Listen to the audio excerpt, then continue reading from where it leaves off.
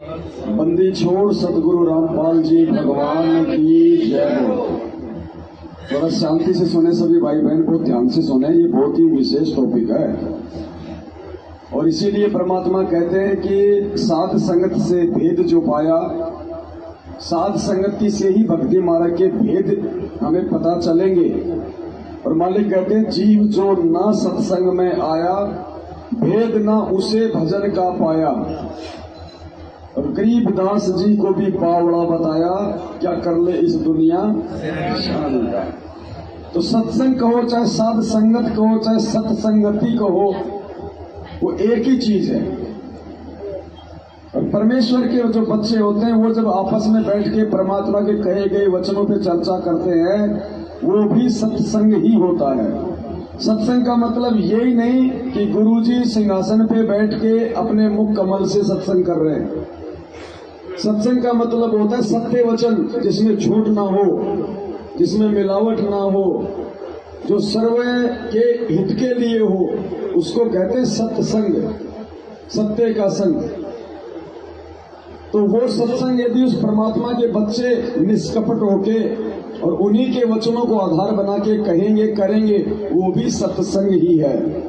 और ऐसे सत्संग के विषय में परमात्मा कहते हैं कि सत्संग की आधी घड़ी और तब के बरस हजार, तो भी बराबर है नहीं कहे कबीर विचार। फिर एक बात और कही परमात्मा ने कि सत्संग में आए के और बात चलावे और उस अपराधी आत्मा को फिर 3 लोक नहीं छोड़े। तो सबसे बड़ा दोषी है भगवान का, जहाँ पे राम नाम की चर्चा हो, सतगुरु के सत्संगों की चर्चा हो, साथ संगति हो, और उसमें यदि कोई इधर उधर की बातें करता है, वक्ता को यदि कोई डिस्टर्ब करता है, तो उससे आत्मा दुखी होती है। मैंने खुद देखा परवाला आश्रम में गुरुदेव सत्संग कर रहे हैं, भगत लोग कोई नहाने के लिए दौड़ रहा है, कोई लेटरिंग करने के लिए दौड़ रहा है, कोई आपस में बैठ के घर बीत की बात कर रहे हैं। काफी बार परमात्मा ने उनको बीच में रोका, मतलब हमारी गलतियों के चलते सत्संग कर रहे गुरुदेव को बीच में रुकना पड़ा। हमने भगवान के मार्ग में बाधा डालने का खूब प्रयास किया, तो हम कितने बड़े दोषी होते हैं परमात्मा के। तो मालिक ने बताया जहां परमात्मा की चर्चा हो वहां हमें परमेश्वर का ही गुणगान करना है। देखो बात वही आएगी एंड में, हमारे अंदर ये कमजोरियां उस समय तक नहीं जाएंगी जब तक हम गुरु जी को परमात्मा नहीं मानेंगे। आप एक प्रधानमंत्री से कोई आपकी मीटिंग होनी है, अब प्रधानमंत्री से मीटिंग होनी है, आप प्रधानमंत्री जी के मीटिंग रूम में चले गए। अब विचार करना, आप हो और प्रधानमंत्री है, उस मीटिंग रूम में जाना तो आपका अपना फैसला। मीटिंग रूम में जाने के बाद क्या आप मीटिंग रूम से बाहर बिना प्रधानमंत्री की अनुमति के आ सकते हो? क्या उस मीटिंग रूम में बैठ के जिस विषय को लेके वो मीटिंग है, क्या उससे हटके आप कोई दूसरी बातें कर सकते हो?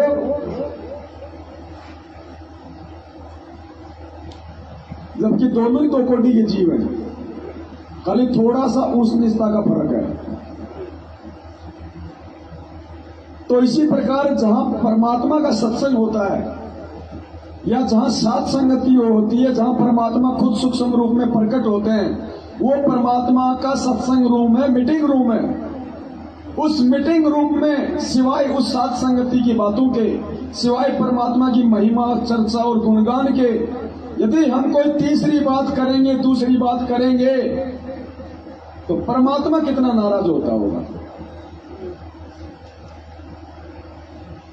लेकिन प्रधानमंत्री के साथ है तो बात नहीं करेंगे, क्योंकि हमें उसकी पावर का पता है, हमें उसकी शक्ति का पता है। और भगवान के दरबार में आके राजनीति की बात, गर्भित की बात, इधर उधर की बात, हंसी मजाक हम क्यों करते हैं? क्योंकि हमें उसका भय नहीं है। तो ये भय ज्ञान से बनेगा। उस परमेश्वर की पावर को हमने ज्ञान से समझना है। तो हम ये गलती ना करें आज का जो सब्जेक्ट है बहुत ज्यादा इंपॉर्टेंट है। और कैसे इंपॉर्टेंट है? क्योंकि वो चीज ना समझ पाने के चलते काफी संख्या में लोग बेवजह गुरुजी में दोष निकाल लेते हैं, भक्ति में दोष निकाल लेते हैं, और कई तो यहां तक कह देते हैं कि हो सकता है मेरा नाम खंड चल रहा हो। पुण्यात्माओं, ये नाम किसी ऐरे गहरे का नहीं है, ये नाम पूर्ण परमात्मा का है। और बेवजह नाम के ऊपर शंका करना भी दोषी बनना है।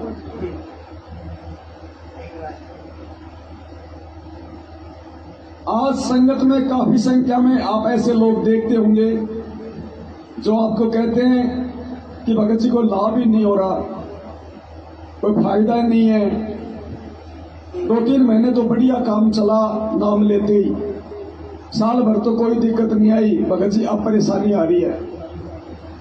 सुनते ना अमूमन क्या बोलेंगे कि भगत जी नाम लेने के 4-5 महीने तक तो ठीक था, उसके बाद ना तो भक्ति में वो मन लग रहा, ना विशेष कोई लाभ हो रहा, उल्टा नुकसान और शुरू हो गया। ऐसे फोन हमारे पास में बहुत आते हैं। और वैसे भी आप जी बातें संगत में करेंगे तो आपको ज्यादातर यही सुनने को मिलता है। अब इसके पीछे का रीजन क्या है? वो गलत नहीं कह रहा भगत, वो झूठ नहीं कह रहा, वो सही कह रहा है, लेकिन उसके पीछे का रीजन का ना पता होने के चलते हम डगमग वाली स्थिति में आ जाते हैं, भक्ति और भगवान से दूर हटने वाली स्थिति में आ जाते हैं काल प्रेरणा से। अब वो क्या है, क्यों ऐसी स्थिति प्रकट होती है? हर चीज को परमात्मा उतने सरल तरीके से करके नहीं बताएगा, वो बताने में समर्थ है, वो पहले ही बता सकता था, लेकिन उन्होंने अपने सत्संगों को भी सरल तरीके से समझाने के लिए हम साथ संगत वालों के लिए एक ऑप्शन छोड़ना था। भाई वेद कितना उलझा हुआ ज्ञान है, गीता जी के श्लोक कितने टेढ़े, तो परमात्मा ने तो अपने सत्संगों में उनको सरल करके समझाया। और क्या कहा गुरु जी ने कि वेद लिखे परमात्मा ने, और वेदों का सार क्या है? गीता, और वो कोड वर्ड में तत्व ज्ञान युक्त। अब गीता जी को पहचानना इतना आसान थोड़ी है, और जो संत गीता जी को पहचानवा दे, गीता जी की पहचान करवा दे, उनके कोड वर्ड युक्त श्लोकों का सरलीकरण कर दे, सोचो ऐसा परम संत यदि खुद सत्संग करेगा तो वो कितने कोड वर्ड युक्त होते हैं। यानी गीता और वेदों को समझना आसान है, लेकिन परम संत के सत्संगों को समझना आसान नहीं है। इसलिए गुरुजी ने कहा कि बच्चों, ये जो गरीबदास जी महाराज जी का जो ग्रंथ साहिब है, ये पढ़ने और दिखने में बहुत सीधा लगता है, लेकिन वेद और गीताओं से भी गहरा है इसको समझना। इसीलिए 300 साल हो गए, आज तक कोई नहीं समझ पाया, सिर्फ गुरुदेव ने आके समझाया, क्योंकि उसमें विश्व की सभी भाषाएं हैं। अब विश्व की सभी भाषा को इंसान नहीं जान सकता। तो ज्यादातर लोग क्या कहते हैं, भगत जी 4 महीने हो गए नाम लिए हुए, 6 महीने 1 साल हो गई, शुरू में तो ठीक था, उसके बाद में ना भक्ति में मन लगे, काम धंधा भी डाउन हो गया। लोग भी ये कहते हैं कि कौन से बाबा का नाम ले लिया, तो इससे पहले ठीक था। तो काल हमें इन घटनाओं के माध्यम से तोड़ने का प्रयास करता है, और 99% लोगों के सामने ये समस्या आती भी है और आई भी होगी। अब ये क्यों आई, क्यों आती है और इसका समाधान क्या है, ये गुरुदेव के आशीर्वाद से हम समझने का प्रयास करते हैं। जैसा कि थोड़ी देर पहले परमात्मा ने जिक्र करवाया था, यदि हम भैंसे या किसी भी जानवर को यदि उसका नाम लेके पुकारेंगे, जो उसकी बॉडी का नाम है, उसके शरीर की पहचान है, वो हमारी तरफ आकर्षित नहीं होता। और उसका जो एक कोड वर्ड है, भैंसे को भैंसा भैंसा कहेंगे नहीं सुनेगा, उड़ रही कर दो तुरंत सुनेगा, कुत्ते को कुत्ता कुत्ता कहो नहीं सुनेगा, टोल टोल कर दो तुरंत सुनेगा। इसी प्रकार से जब शुरुआत में हमारे को परमात्मा ये प्रथम मंत्र देते हैं 5 देवताओं के, और ऊपर नीचे परमेश्वर अपने स्वयं के देते हैं, जिस पद में वो होते हैं।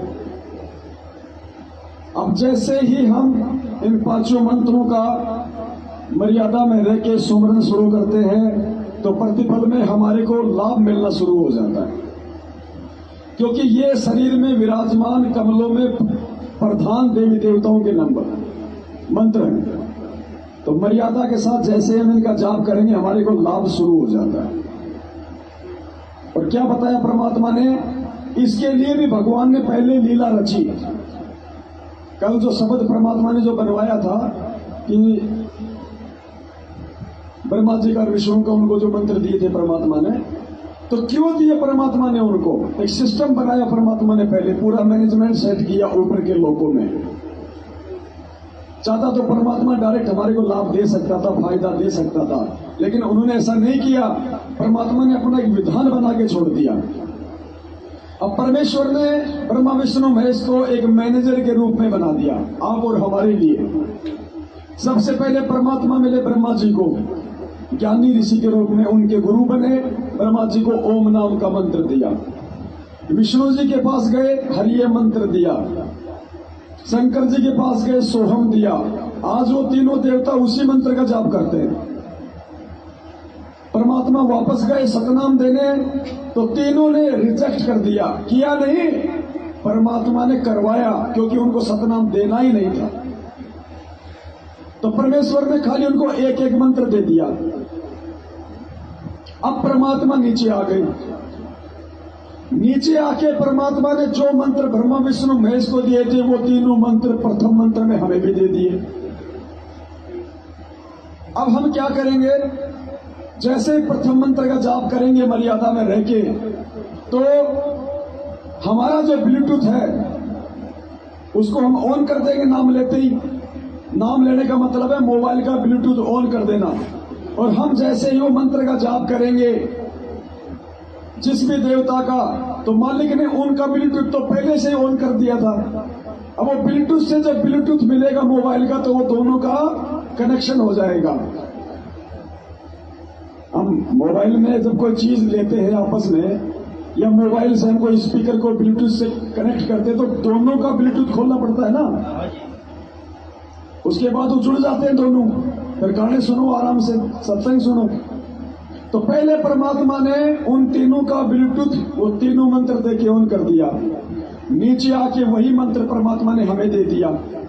और जब हम मर्यादा में रह के उनका जाप करेंगे, भाई मोबाइल की बैटरी है ही नहीं, और हम उसको चालू करेंगे, करने का प्रयास करेंगे तो काम नहीं करेगा मोबाइल, तो मर्यादा है बैटरी।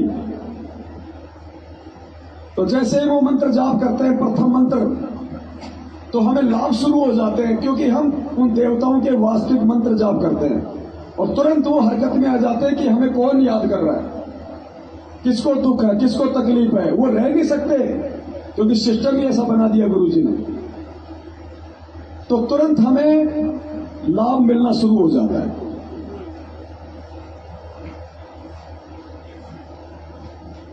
उसके बाद में 4 महीने तक हम वो मंत्र जाप करते हैं। कोई 5 महीने करता है, कोई 1 साल वो मंत्र जाप करता है। जब तक उसको सतनाम नहीं मिल जाता, वो सतनाम के योग्य नहीं हो जाता। तो प्रथम मंत्र तक किसी को कोई नुकसान नहीं होता, जो मर्यादा में है। नहीं होता ना, सब यही कहेंगे भाई साहब शुरू में तो बहुत अच्छी भक्ति होती थी, सब कहते हैं, एक आधे को छोड़ के।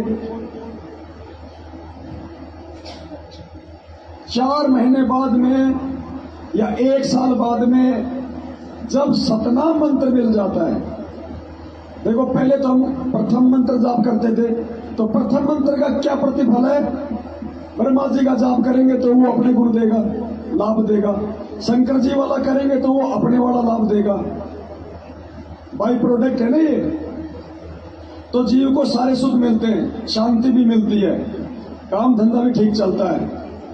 क्योंकि ये जो देवता है ये किसी का जो है रख नहीं सकते, ये कोई भेदभाव नहीं करते, पक्षपात नहीं करते, तो इनको देना पड़ता है। तो शुरू में परमात्मा हमारे को लाभ दिलवाता है इनसे। जैसे ही हमें सतनाम मिल जाता है, और सतनाम लेके जब हम सतनाम का जाप करना शुरू कर देते हैं तो सतनाम का जो प्रथम मंत्र परमात्मा ने सार्वजनिक किया हुआ है ओम, और ये भी बता रखा वो किसका है, काल भगवान का, जिसकी कैद में हम कैदी हैं। अब जैसे प्रथम नाम का जाप किया तो उसके प्रतिफल में देवताओं को विवश होकर उनके लाभ देने पड़ते हैं, ये विधान है। आप किसी फैक्ट्री में काम करोगे मजदूरी, तो महीने में आपको तनख्वाह मिलनी है, ये विधान है। अब जब सतनाम का जाप करेंगे और सतनाम में जब ओम मंत्र का हम जाप करते हैं, ये ध्यान देना सतनाम के बाद दिक्कत कहां आती है। जैसे सतनाम के ओम मंत्र का हम जाप करेंगे तो ओम मंत्र किसका, काल का, उसका ब्लूटूथ तो पहले से ऑन है। हमने उस मंत्र का जाप करके अपना ब्लूटूथ भी ऑन कर लिया सतनाम लेते ही, और ब्लूटूथ से ब्लूटूथ जुड़ेगा तो क्या होगा, कंपन, हलचल, और वो देखेगा मुझे किसने याद किया, वो देखेगा उसने याद किया। क्यों याद किया, तो सतनाम क्यों दिया परमात्मा ने, मोक्ष के लिए, मुक्ति के लिए, काल की जेल से बाहर निकलने के लिए। अब वो क्या करेगा, विधान है परमात्मा का, देना उसको भी पड़ेगा। जैसे देवताओं ने दिया, नहीं देगा तो परमात्मा पिटाई करेगा। अब वो क्या देगा, सतनाम जाप करेंगे मोक्ष के लिए, काल लोक से छूटने के लिए, काल का जो ऋण है वो चूकता करने के लिए करते ना। अब जब जाप करेंगे, अब काल को पता चल गया कि इसके प्रतिफल में मैंने जो एग्रीमेंट जो कर रखा है परमात्मा से कि सर्वे धर्मान परिताज्यमम एकम शरणम व्रज अहम तवा स्वर पाप्याभ्यापी मोक्ष्यामि मासुच, कि मैं तुझे सभी कर्मों से और धर्मों से जो मेरे लेवल के हैं उनसे मैं तुझे मुक्त कर दूंगा। मैं उन जीवात्माओं को 21 ब्रह्मांड से बाहर का रास्ता दे दूंगा। अब सतनाम लेने के बाद जब हम ओम नाम का जाप करते हैं तो काल को प्रतिफल में आपको 21 ब्रह्मांड से बाहर जाने का रास्ता देना पड़ता है। अब वो रास्ता देना नहीं चाहता। अब वो क्या करेगा, वो हमें रास्ता ना मिले इसके लिए वो हमारे को भ्रमित करने का प्रयास करेगा। अब वो हमारी मर्यादा तोड़वाएगा, क्योंकि मालिक वाले मिशन में तो वो छेड़छाड़ नहीं कर सकता कि जो ओम नाम की जिसके पास कमाई होगी उसको निकालना पड़ेगा अपने लोक से। लेकिन आत्माएं ओम नाम का जाप करके उसके लोक से बाहर ना निकल जाए, वो तो एक एक आत्मा के लिए लड़ता है ना, मरता है ना। परमात्मा ने क्या बताया, जब परमात्मा मगर से लीला करके सहशरीर सतलोक जा रहे थे एक साधारण संत का रूप बना के, तो काल ने एक साधारण व्यक्ति समझ के, एक साधक समझ के रोकने के लिए अपनी पत्नी दुर्गा को भेज दिया कि उसको रोक, निकल ना जाए मेरे लोक से वरना तेरी खैर नहीं। दुर्गा ने कितने डोरे डाले परमात्मा पे, कीन्या मगर पियाना, सतगुरु कीन्या मगर पियाना, वो वाणी आती है ना परमात्मा की। दुर्गा ने कितना कोशिश की कि मैं तुझे अपना राजा बना के रखूंगी, मैं तेरी पटरानी बन के रहूंगी। मालिक ने कहा कि ये तो बूढ़ के लड्डू हैं, हम नहीं खाते, हम नहीं खाते। ऐसी वाणी शब्द है परमात्मा का। अब सुन ले परमात्मा का, थोड़ा हमें मालूम पड़े फिर हम आगे बढ़े।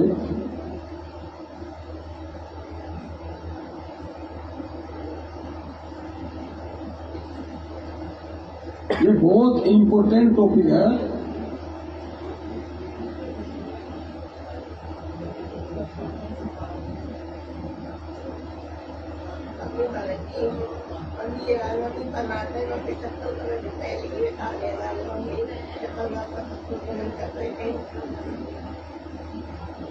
तो कैसे कैसे डोरे डाले थे दुर्गा ने परमेश्वर को साधारण संत समझ के, व्यक्ति समझ के।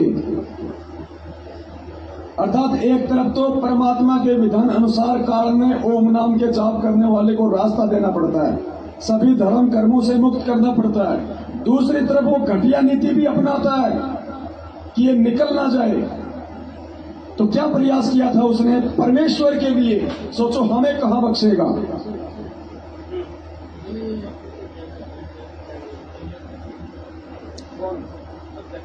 दस 15 मिनट चल सकता है। जिसको नींद आ रही है 10-15 मिनट चल सकता है। तो यहाँ सुनो तो हमारे तो वीडियो बन रहे हैं, तो लाखों देखेंगे। हम ये थोड़े कि यहाँ वालों के लिए बोल रहे हैं, यहाँ तो 5 आदमी सुन रहे हैं, बाद में वीडियो पड़ेगा तो इसको लाखों देखेंगे। भगत जी परमात्मा जब शुरू में सत्संग करते थे ना, 10-20 आदमी होते थे, तो भगवान 3-3 घंटे इतने मन से सत्संग करते थे। खाली वो उनके लिए थोड़ी कर रहे थे, उनको पता था कि सालों साल मेरे बच्चे देखेंगे युगो, तो वो उसी हिसाब से करते थे जैसे सामने कोई लाखों बैठे हो। 10-15 मिनट चले। 10-15 मिनट लगेगा। कोई बोर्ड वार्ड हो तो रखा हुआ है और कोई एक्सटेंशन बोर्ड लगे। चलो यहाँ तो 5 साल तो बैठे, जब मैं घर पे वीडियो बनाता हूँ तब कौन रहता है मेरे सामने? कोई नहीं रहता, दीवार रहती है। और वहां में सोचो कोई क्या मतलब है। भगवान ने जो सेवा जिसको दी है, जिसने इतनी सी त्रुटि कर दी ना, उसमें दोषी हो जाएगा परमात्मा का। मैं यहाँ से कोई सेवा थोड़ी लेके जाने वाला हूँ, 1 लाख 2 लाख रुपए इकट्ठे हो गए जो मैं उसके लिए करूंगा। मनीराम और चंपाकली थोड़ी हम। हमें भगवान ने वो सेवा दी है जो भगवान खुद कर रहा है। अब सोचो मालिक ने हमारे ऊपर कितना विश्वास किया है, और उसके विश्वास को तोड़ना तो फिर सूअर बनना है।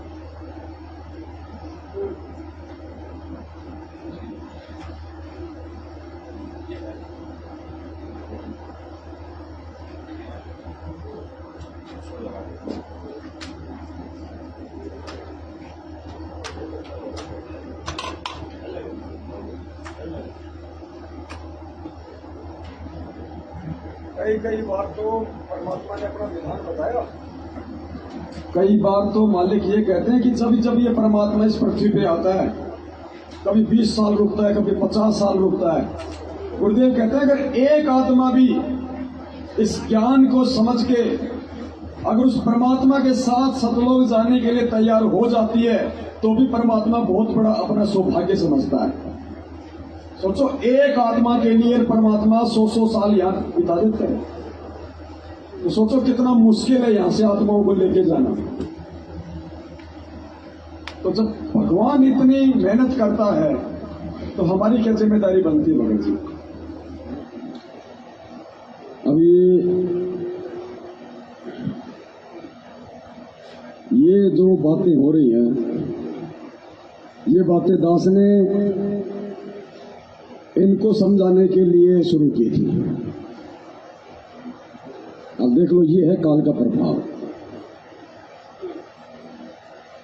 कल दास बात कर रहा था, ये वीडियो बना रहे थे, तो इन्होंने कहा कि काल का ऐसा चेहरा मुझे गुरुजी ने दिखाया।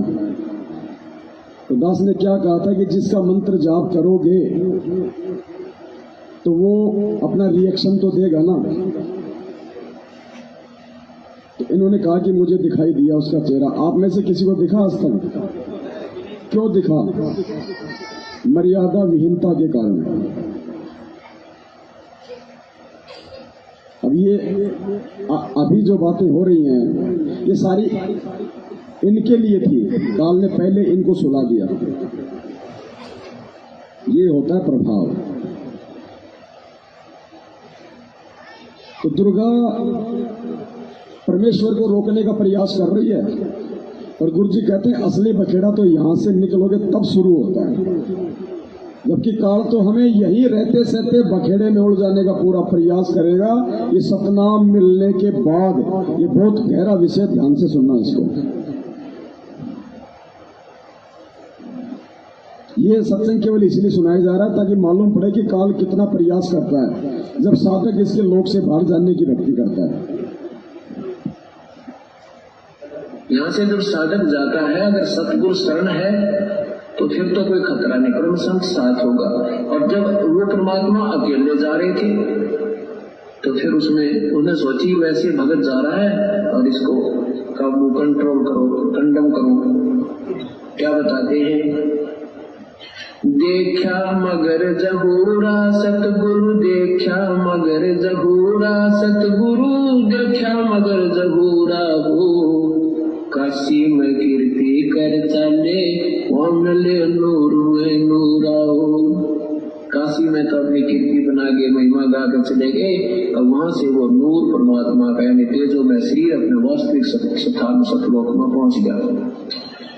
आदि माया आदि अर्श से उतरी बनी अप्सरा पूरा हो। हम तो बड़े कबीर पुरुष को, तू है दुल्हा पूरा हो। माया कहे कबीर पुरुष से, देखो बदन जहूरा हो। अर्श विमान स्वर्ग में मंदिर, भोगे हमको सूरा हो। कहे कबीर सुनोरी माया, क्यों कुटिल नजर तुम घूरा हो। जिन भोगी सो नरक के रोगी, होगे धूर मधुरा हो। हर वाणी में, हर शब्द में एक संकेत देगा परमात्मा। परमात्मा किसी का टाइम पास या मनोरंजन करने के लिए नहीं आते हैं। वो माया, वो दुर्गा जिसने अपने शरीर को जहूरा बना लिया, तेजोमय बना लिया, किस लिए? परमेश्वर को आम साधक समझ के उसको विचलित करने के लिए, उसको ठगने के लिए, उसको अपनी काम वासना के जाल में फांसने के लिए। परमात्मा कह रहे हैं कि जब तुम यहां से चलोगे या जब तुम इस भक्ति पे लगोगे यहां, तो तुम्हारे को भी इसी प्रकार से ये काल ठगेगा। और परमात्मा ने कहा कि बचने का तरीका क्या है? क्या कहा परमात्मा ने पहले ही? कि उसने सोचा एक आम साधक जा रहा है, आम भगत जा रहा है, तो हम आम भक्तों के लिए समझा रहे परमात्मा कि जो मेरे साथ हो रहा है वो तुम्हारे साथ भी होगा। मैं जा रहा हूं तो हो रहा है, तुम्हारे साथ नीचे भी होगा। तो आज कितनी हमारे अंदर कमजोरी है। किसी सुंदर सी माता बहन को देख लेते हैं तो मन में क्या क्या उथल पुथल शुरू हो जाती है। ये संकेत कर रहे हैं परमात्मा कि तुमने भक्ति करके कितना जो है सुदृढ़ होना है। कोई माता बहन किसी सुंदर पुरुष को देख लेती है तो उसके मन में क्या विचार उत्पन्न हो जाते हैं।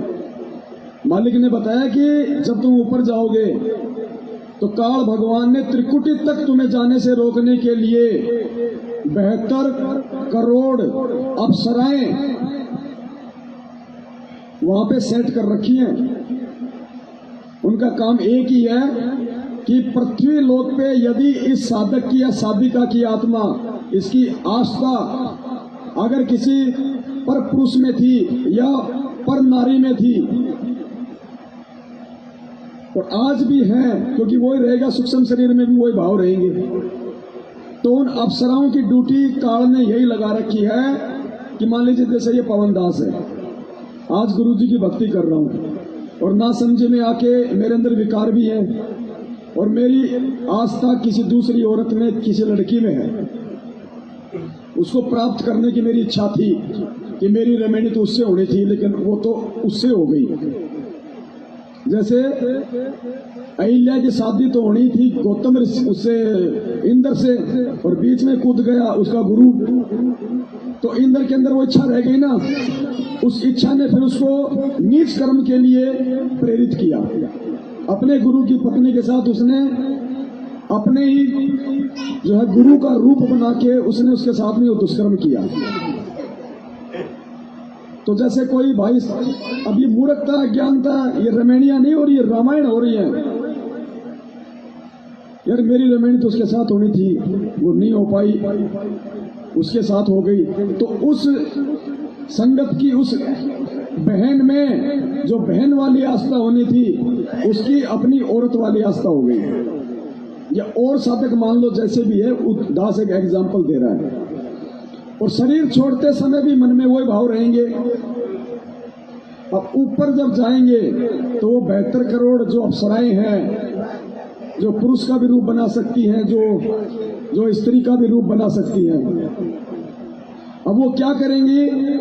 अगर मुझ पवन दास की आस्था किसी औरत में थी तो वो अप्सराएं उस औरत का रूप बना के खड़ी हो जाएंगी वहां। अब मैं ऊपर जाऊंगा तो मुझे ये नहीं पता चलेगा कि मैं ऊपर जा रहा हूं, मेरा शरीर छूट गया। गुरुजी ने क्या बताया, तुम्हें ऐसा लगेगा जैसे तुम किसी सत्संग में जा रहे हो।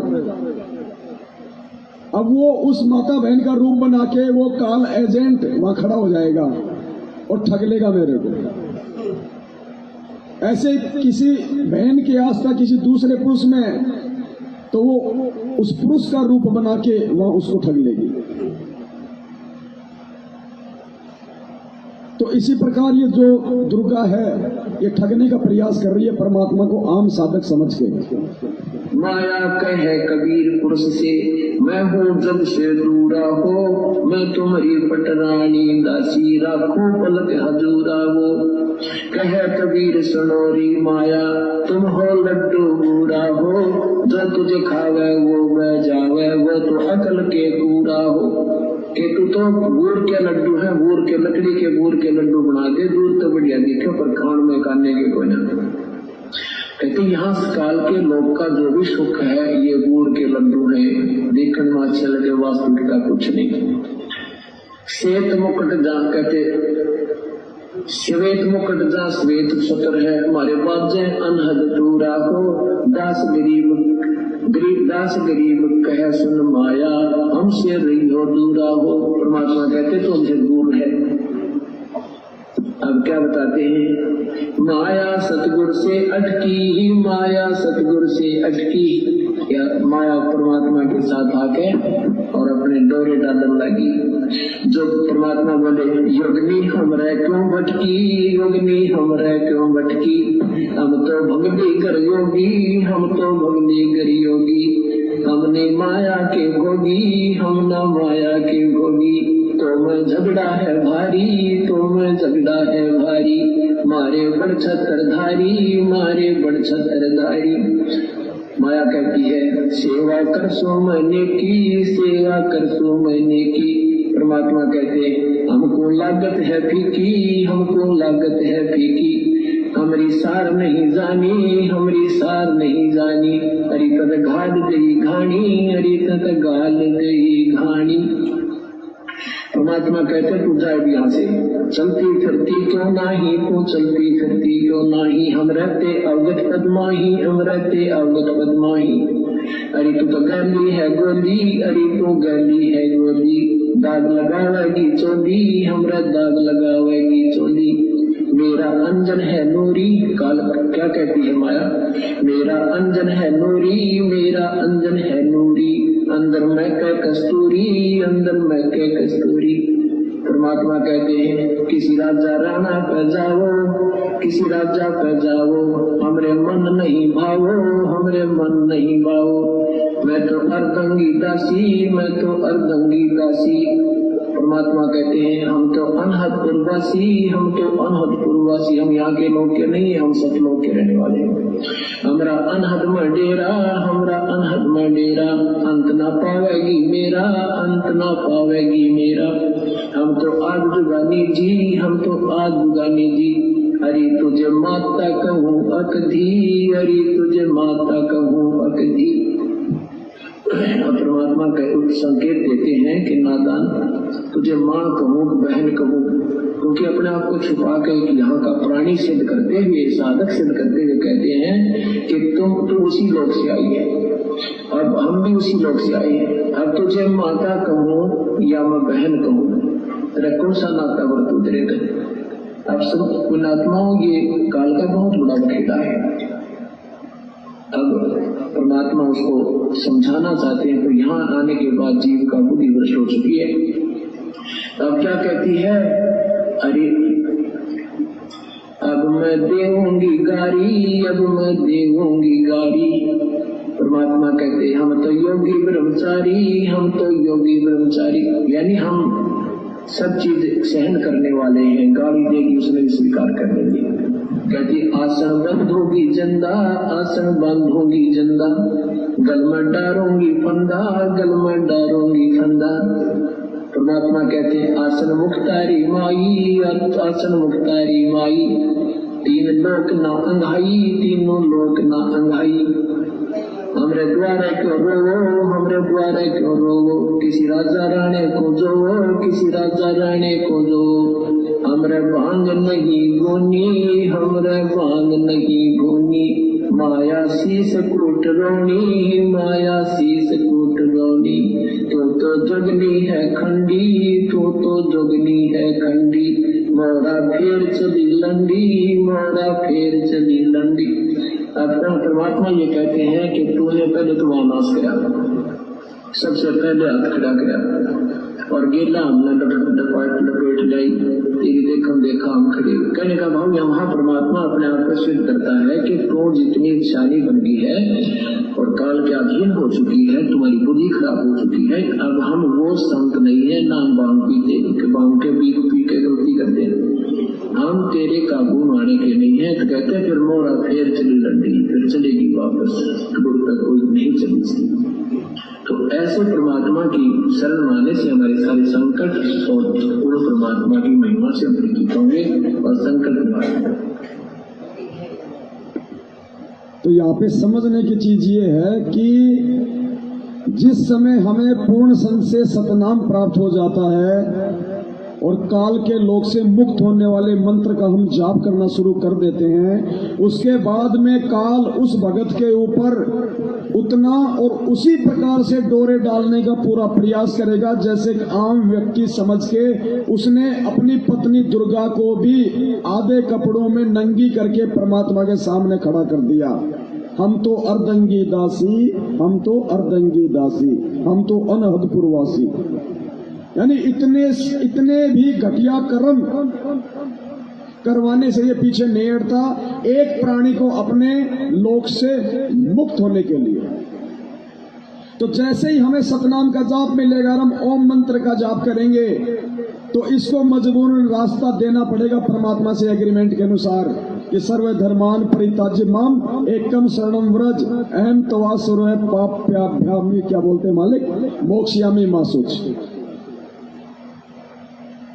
अब वो इतनी आसानी से मुक्त नहीं होने देगा। परमात्मा कहते हैं धर्म सत का राज धर्म राय कर ही अपना किया सबे दंड भर ही। गुरुदेव ने कहा कि ये सत का राज करता है, लेकिन कागज सारे उल्टे नीचे नीचे करता है।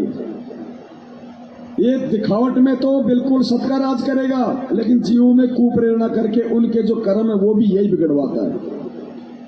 तो रास्ता देना इसकी मजबूरी हो जाएगी, लेकिन ये घटिया कर्म करवाएगा कि ये रास्ता प्राप्त करने के योग्य ही ना रहे। इसलिए सतनाम मिलने के बाद काल का हमारे ऊपर विशेष निगाह दृष्टि हो जाती है।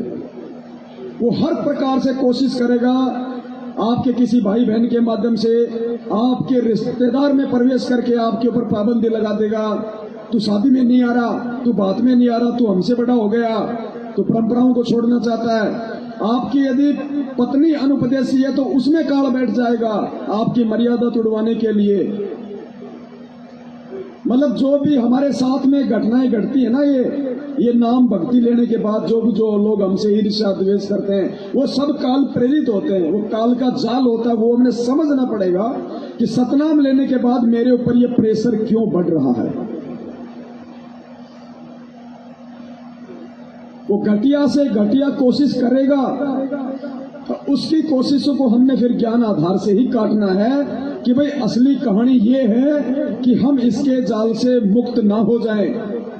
अब उससे बचने का तरीका सिर्फ मर्यादा, परमात्मा का सत्संग और साध संगति, दूसरा कोई तरीका नहीं है कि हम इसके जाल से बच जाएं। तो जब भी ऐसी अगर कोई समस्या आती है, कोई परेशानी खड़ी होती है हमारे सामने, तो ये ना सोचो कि मेरा नाम खंड हो गया, ये ना सोचो कि गुरुजी की भक्ति में कोई पावर नहीं है। नहीं, उस भक्ति की पावर का तुम्हारे ऊपर असर ना हो, इसके लिए तुम्हें डगमग करने का प्रयास किया जा रहा है, जिसका तुम जाप कर रहे हो। वो नहीं चाहेगा कि तुम यहां से निकल जाओ, तुम ये भक्ति कर लो। और बचने का तरीका भगवान ने फिर सत्संग में बताया कि किस प्रकार से फिर तुमने ज्ञान आधार से सामना करना है। वो तो आम व्यक्ति समझ के परमात्मा को तोड़ने का प्रयास कर रही थी ना। परमात्मा ने हर चीज का जवाब दे दिया कि हम भांग नहीं पीते, हम कोई ऐसे वैसे संत नहीं है जो तू सोच रही है। तो भूर के लड्डू है, दूर से अच्छी लगती है, खाएगा वो पछताएगा, ना खाएगा वो पछताता है। तो ज्ञान से ही हमें इन चीजों का समाधान मिलेगा, साथ संगति से ही समाधान हमें मिलेगा परमात्मा के सत्संग आधार से। इसलिए सतनाम का जाप लेने के बाद हमारे को समस्या आनी शुरू हो जाती है काल के दबाव के कारण। अब दुखी वो होगा जो उस दबाव के चलते मर्यादा तोड़ देगा। क्या कहा परमात्मा ने फिर अपने बाकी सत्संगों में, फिर उन चीजों को परमात्मा ने हमें समझाया।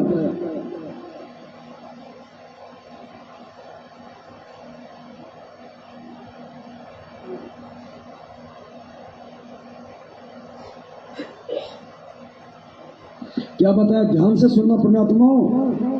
जैसे सतनाम मिलेगा और आप जाप करना शुरू करोगे तो कौन कौन आपको दुखी करने का प्रयास करेंगे, कैसे कैसे प्रयास करने का वो करेंगे। क्या कह रहे हैं परमात्मा?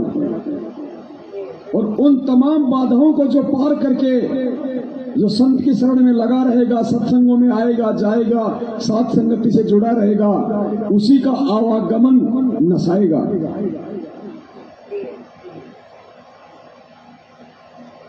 आदि चलने लग गया तो 100 का नोट, ऐसे और भी बहुत से बात बताते हैं। ऐसे ऐसे आदि चलने लग गया तो 100 का नोट पाया। एक भाई कह रही थी जी मैं पति तो नाम नहीं ले रहा, बाधा भी करता था। समागम आ गया, करौथे आश्रम में जब हम सत्संग करते थे तो मैंने अपने पति से कहा कि मैं सत्संग में जाऊंगी, मैंने 100 रुपये दे दिए। ये 10 वर्ष पहले, 8 वर्ष पहले की बात है। वो कहने लगा मैं तेरे को छोड़ने नहीं दूंगा और तू तीसरे दिन झोला उठावे और वहां चली जाती है। वो कहने लगी मैं कोई गलत जगह जाती हूँ तो 60-65 साल की उम्र की बुढ़िया थी और तेरे बेटे जान लग रहे वहां पर। बेटे तो अपनी कमाई करे, वो ले जाते किराया। मैं किराया मान ले उनसे मांग भी लूं तो नखरे करता है, क्योंकि बेटे अलग हो रहे हैं, उनसे थोड़ा द्वेष रखता है, उनसे कैसे ले लेगी, वहां जाओ भी देंगी। तो उसने कहा कि मुझे 100 रुपये दे दे। बोला कति नहीं जान दो और जाके दिखाइए आज तो नहीं, मैं पैसा करा दूं नहीं, तू जागी कैसे। वो कहने लगा मेरे द्वारा पैसा को ना। आखिर में ये बहाना मिला उसने, मेरे द्वारा 100 रुपये को नहीं। वो क्या कहती है उसकी पत्नी कि मैं तो बैठकर रोने लागी, जहाँ पूजा स्थल है रोने लगी है भगवान, देख कौन बनी। हम एक दूसरे के ऐसे बांध रखे हैं कि हम इनसे अब अपने भगवान के दरबार में भी नहीं जा सकते। आखिर में कहने मैंने ये सोच लिया कि मैं भी चाहती हूँ किसी पड़ोसन पर मांग कर मैं जाऊंगी। इतना दृढ़ निश्चय मैंने कर ही लिया था, लड़ाई होगी, वो लेगी मार पीट लेगा और 2 मुक्के खा लेगी भगवान के नाम पे। ध्रुव पिटा, प्रहलाद पिटे, मीराबाई पिटी। क्या समझा रहे हैं परमात्मा सत्संग के माध्यम से? उसके पति ने मना कर दिया किराया देने से, फिर भी उसने क्या दृढ़ निश्चय किया कि सत्संग में तो जाऊंगी, चाहे किसी पड़ोसी से मांग लाऊंगी। परमात्मा कहना चाह रहे हैं कि ऐसी कोई भी समस्या तुम्हारे सामने आए तो तुरंत ढीले होठ मत छोड़ दिया करो, थोड़ा संघर्ष करो, फिर भगवान पीछे से सारा देगा। इतना दृढ़ निश्चय मैंने कर ही लिया था, लड़ाई होगी, वो लेगी मार पीट लेगा और 2 मुक्के खा लेगी भगवान के नाम पे। ध्रुव पिटा, प्रहलाद पिटे, मीराबाई पिटी। ऐसे निर्णय होता है, ऐसे ही परमात्मा निकटाता है। इतने में बूढ़ा साइकिल लेकर जाता, गांव से निकला, सड़क थी अच्छी तो दिल्ली के, ये पंजाब कोड की बात है, और वहां वो गया होगा सड़क के ऊपर आधा किलोमीटर, एक 100 का नोट ऐसे हवा में उड़ा, अगले साइकिल के अगले पहियों की ताड़ियां में आगे चिपक गया। अब कल जो हमारी बहन थी जो गंगोत्री दासी छत्तीसगढ़ की, जो साथ संगति में जा रही थी लेकिन पैसा नहीं था, लेकिन जाने की इच्छा थी, तो परमात्मा प्रकट हुए संत रामपाल जी भगवान, और क्या कहा कि बेटी तू साथ संगति के लिए निकल। बोले परमात्मा पैसा नहीं है। बोले जैसा कह रहा हूं वैसा कर, और तेरे बैग में मैं 5000 रुपए डाल दूंगा। और बाद में जब चेक किया तो उसके बैग में 5,000 रुपए मिले। जैसे ये साइकिल की ताड़ी में परमात्मा ने 100 का नोट फंसा दिया। वो किसी का नीचे गिरा हुआ नहीं था, परमेश्वर ने प्रकट कर दिया। सेकंडों का काम है मालिक का। एक ही नंबर के परमात्मा पता नहीं दुनिया भर के लाखों नोट पैदा कर दे 1 सेकंड में। और उसने रोका तुरंत साइकिल, 100 का नोट ताजा, उसकी तो घीघी बन गई, घबरा गया, उल्टा आया, आके ने बोला ले भगवान तेरे भगवान ने भेज दिया तेरा 100 का नोट ले जाते। और उसका जो है ना पसीने आ रहे, उसके बाद उसने मुझे मना नहीं किया। तो यहाँ परमात्मा कहते हैं, अब आगे ध्यान से सुनना, ये सतनाम मिलने के बाद फिर काल कैसे हमारे को और किन किन हमारे ही रिश्तेदारों के माध्यम से रोकने का, तोड़ने का, डगमग करने का प्रयास करेगा।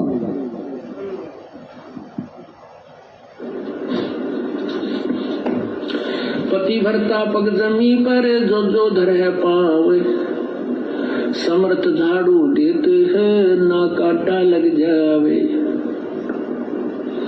पति भरता भूखी रहे, यानी पति भरता को यानी सच्ची उस अनन्य मन से पूजा कर रही भगत आत्मा को कोई अभाव होता है, किसी चीज की आवश्यकता होती है, अब वास्तव में उसकी आवश्यकता है, तो कहते हैं पतिव्रता भूखी रहे वहां समर्थ घर सोचे। ऐसे पति की स्त्री के, ऐसे पति की स्त्री के काल कर्म हो मोक्ष मोच। कहते हैं जैसी भक्त आत्मा जब दुखी होती है तो भगवान के दरबार में भी चिंता बन जाती है। पुण्यात्माओं, इस दास की स्थिति से आप सब लोग जग जाहिर हो। सांसारिक लेवल पे ना दास के पास कोई मकान है ना कोई जमीन है, किराए के मकान में दास रहता है, कभी कहाँ कभी कहाँ। काम धंधा ऐसा कोई विशेष है नहीं, काम धंधा भी करते हैं तो वही अपना कोई पानी पतासे का या दही बड़े वगैरह का जो भी दास जानता है छोटा बहुत। और पिछले काफी समय से वो काम भी नहीं हो पा रहा, क्योंकि उस काम से ज्यादा वैल्यू इस दास के लिए परमेश्वर की सेवाएं है। दास ऐसा नहीं कि काम नहीं करना चाहता, लेकिन ना करने के पीछे मेरी मजबूरी है और उस परमेश्वर ने मुझे रोक रखा है, वो नहीं करने देना चाहता वो सांसारिक काम। ये सबके लिए नहीं है, जिनको परमेश्वर ने चुन लिया होता है, जिनसे परमात्मा ने कुछ अपने काम निकलवाने होते हैं, ये केवल उन्हीं कुछ आत्माओं के लिए होता है। और वैसे भी परमात्मा के सांसारिक लोगों के लिए या भक्ति मार्ग में आने के बाद भी जो भक्ति को ज्यादा वैल्यू ना देके अपनी भौतिक सुख सुविधाओं के लिए दिन रात बैल और गधे की तरह जो काम करते हैं, उनके लिए भी परमात्मा कहते हैं कि नर संसारी लगन में दुख सहे करोड़ा, और इस परमार्थ के कारण जितना सहे उतना थोड़ा। तो ऐसा नहीं कि दास काम नहीं करना चाहता, लेकिन ये बंदी छोड़ की सेवाएं, इससे बड़ा कोई काम नहीं है दुनिया में। ये काम तो हम परमात्मा के आने के बाद भी कर लेंगे, लेकिन ये सेवा जो आज मिली हुई है, ये कल परमेश्वर के आने के बाद नहीं मिलेंगी। फिर रोएंगे बैठ के, पछताएंगे हम। तो सबको पता है दास पहले मेरठ में रहता था। अब मेरठ वालों के मेरे बीच में क्या हुआ, दास ने वीडियो बना के डाला हुआ है। उनकी जमीन के लिए दास ने किसी भाई से उनको 4 लाख रुपए उधार दिलवाए थे, और उसके बाद मेरठ वालों ने वो पैसे देने से मुझे इनकार कर दिया। मैं खाली उन दोनों के बीच में था। मेरठ वालों ने पैसे देने से इनकार कर दिया। अब वो भाई मेरे पीछे पड़ गया कि भाई मैंने तो तेरे कहने पे दिया पैसा, जबकि मैंने दोनों को आमने सामने किया था। लेकिन यहाँ पे वही बात है, अपने से नीचे वाले को हर कोई यहाँ पे दबाता है। ये घटिया आदत है इस लोग की। तो दास ने, चलो भाई कोई बात नहीं, दास ने बैठ के जब जोधपुर की सत्संगति थी तो काफी भक्तों ने कहा, तो दास ने कहा ठीक है भाई कोई बात नहीं, मैं तो पहले से दुखी हूं और हो लूंगा दुखी, कोई बड़ी बात नहीं। क्योंकि भगवान जब किसी की परीक्षा लेता तो ठोक के लेता है। और वैसे मालिक की वाणी है कि टोटे में भक्ति करे सोई सच्चा सपूत, ये मायाधारी मस्करे कितने जाली ऊत। कोई बात नहीं भाई, अगर मैं सत्य हूं अपनी जगह पे तो मेरे साथ वो सत्य पुरुष है, मुझे घबराने की जरूरत नहीं है। तो दास ने 5-10 भाइयों के बीच में बैठ के और हरियाणा के उस भगत के साथ में एक एग्रीमेंट कर लिया। एग्रीमेंट मतलब जुबान से बोल दिया कि भाई हर महीने कर करके मैं आपको 10,000 रुपए दूंगा, अगर वो नहीं दे रहा तो आपके 4 लाख रुपए मैं पूरे करूंगा। अगर बीच में बैठ के 2 व्यक्तियों को आमने सामने करने का यही अगर दोष है तो ये सजा भैया भुगतेंगे और क्या करें, जबकि कोई जुगाड़ नहीं मेरे पास में, मैं तो खुद ही काम नहीं कर रहा। तो परमात्मा जी वाणी बोल ली है मालिक ने कि पतिव्रता, एक मिनट दोबारा सुन लीजिए। हाँ, परमेश्वर कह रहे हैं कि पतिव्रता भूखी रहे। भूखी रहने का मतलब कोई रोटी से नहीं, पतिव्रता भूखी रहे मतलब उसको आवश्यक, अगर किसी वस्तु की आवश्यकता होगी, कोई जरूरत होगी, तो कहते हैं समृत घर सोच, उस परम पिता परमेश्वर के दरबार में चिंता बन जाती है कि मेरी ये आत्मा दुखी क्यों है। तो दास ने तो परमात्मा पे विश्वास करके एग्रीमेंट किया और फिर परमेश्वर दया करते हैं, अगर मर्यादा में है और सच्चे समर्पण के साथ उसको समर्पित है तो मालिक कहीं से भी अरेंजमेंट करवा देता है। उसके बाद परमात्मा ने एक भाई को निमित्त बनाया 1 लाख रुपए के लिए। उस 1 लाख रुपए में दास ने अपने मकान चेंज किया और कुछ काम थे मेरे 50-60 हजार रुपए के, वो किए। 1 लाख रुपए पूरा हुआ। अगले महीने उसकी किस्त का समय आ गया। उस भाई ने 10,000 रुपए और दिए मुझे, उसकी मैंने किस्त दे दी। उसके बाद हो सकता है कोई दिक्कत हुई हो भाई को, वो नहीं दे पाया। अब मेरे को थोड़ी हल्की टेंशन, क्योंकि जीव है भैया, एग्रीमेंट हो चुका है, नहीं देंगे तो वो फिर ज्यादा और बेचारा परेशान करेगा, दुखी होगा, उसकी भी आत्मा दुखी होगी, या बेवजह मेरे को टेंशन होगी। अब टेंशन होगी तो फिर ये परमेश्वर वाली सेवाओं में बाधा उत्पन्न होती है। तो परमात्मा नहीं चाहता कि ये टेंशन हो, और मैंने इसको जो असली जो नौकरी दी है, इस नौकरी में किसी भी प्रकार से ये कोई आलस्य करे। तो परमेश्वर ने हरियाणा से एक बहन को निमित्त बनाया और बहन ने दास को 1.25 लाख रुपए दिए। तो परमेश्वर ने दास को 1 साल के लिए टेंशन फ्री कर दिया कि 1 साल तक तू उसकी किस्त देता रहे, हर महीने 10-10 हजार रुपए, और 1 साल तक टेंशन करने की तुझे जरूरत नहीं है। मैंने जो सेवा दे रखी है उनको तन मन धन से कर।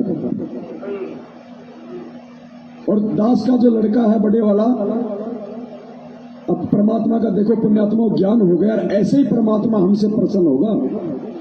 ये शिक्षा, ये पढ़ाई परमात्मा ने नौकरी के लिए नहीं दी।